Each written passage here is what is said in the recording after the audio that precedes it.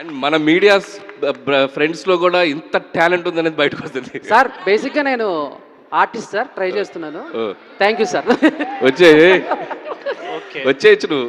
Thank you sir, thank you sir, thank you sir. Sir బేసిక్గా question ఏంటంటే, so మనశంకర Varaprasad cinema start అయిన దగ్గర నుంచి ఒక పోస్టర్ కానీ వచ్చిన తర్వాత, ముఖ్యంగా మీసాల పిల్ల సాంగ్ వచ్చిన తర్వాత, సో అంటే మీ మీద ఎంత పాజిటివ్ ఉందో అంత కొంచెం నెగిటివిటీ కూడా ఉంది సార్. కొంచెం నెగిటివ్గా ట్రోల్ చేశారు. అంటే అనిల్ రావుపూడి గారు సంక్రాంతికి రిలీజ్ చేయాలన్న తొందరలో ఫాస్ట్గా సినిమా చేసే క్రమంలో కొంచెం ఎక్కడో క్వాలిటీ తగ్గుతుంది అనే దాని మీద సోషల్ మీడియాలో కొంచెం చర్చ జరిగింది. మీ దాకా వచ్చి ఉంటుంది. సో దీని మీద ఏమంటారు? అంటే సో నేను ఎప్పుడు కంటెంట్ని బిలీవ్ చేస్తానండి. పాజిటివిటీ, నెగిటివిటీ, సో ఇది ఈరోజు సోషల్ మీడియాలో it's very very very natural. అది నా ఒక్కడి మీద కాదు, ఎవ్రీబడి ఫేసింగ్ ఇట్. నేను నా మీద జరిగే చాలా తక్కువ అని ఫీల్ అవుతాను. చాలా పర్సనల్ అబ్యూసులు జరుగుతున్నాయి, చాలా చాలా డీప్గా జరుగుతున్నాయి.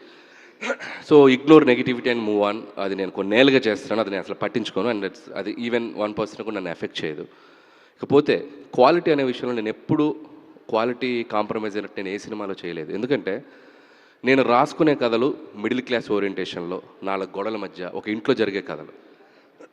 సో ఎప్పుడైతే మన కథ లిమిటేషన్స్ బట్టే మన బడ్జెట్ ఉంటుంది. ఫర్ ఎగ్జాంపుల్ సంక్రాంతికి వస్తున్నాం, సెకండ్ హాఫ్ అంతా ఒక రోడ్ బేస్డ్. నేను క్వాలిటీ కావాలని చెప్పి రోడ్ సెట్ వేయించవచ్చా ప్రొడ్యూసర్ చేత? ఒక రోడ్ సెట్ వేయించాను అనుకో, ఎంత బడ్జెట్ అవుద్ది? ఫ్లోర్లో చేసేస్తాను మొత్తం రోడ్డు, నేను బయటకు వెళ్ళను. అదే నార్మల్గా ఒక రోడ్డు మీదే చేస్తే రియలిస్టిక్గా ఉంటుంది, న్యాచురల్గా ఉంటుంది. సో కథను బట్టి బడ్జెట్లు ఉంటాయి.